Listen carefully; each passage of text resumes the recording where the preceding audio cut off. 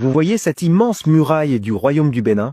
Elle est 4 fois plus longue que la muraille de Chine. Elle a été construite au XIIIe siècle au cœur de l'actuel Nigeria. C'est un véritable chef-d'œuvre d'architecture du royaume du Bénin.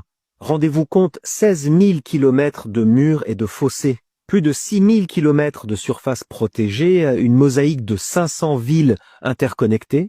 C'est une des plus grandes constructions humaines de toute l'histoire. C'est un travail colossal, des murs de terre qui s'élèvent jusqu'à 7 étages de haut. Cette construction a nécessité 100 fois plus de matériaux que la pyramide de Khéops. Les bâtisseurs de l'époque maîtrisaient de la haute technologie.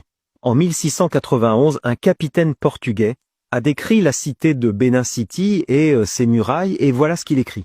Le grand Bénin où réside le roi est plus grand que Lisbonne. Toutes les rues sont droites à perte de vue. Les maisons sont grandes, notamment celle du roi, laquelle est richement décorée et dotée de fines colonnes. La ville est riche et industrieuse. Elle est si bien gouvernée que le vol est inconnu et les gens vivent dans une telle sécurité qu'ils n'ont pas de porte à leur maison. Alors pourquoi personne ne parle de ce puissant royaume oublié?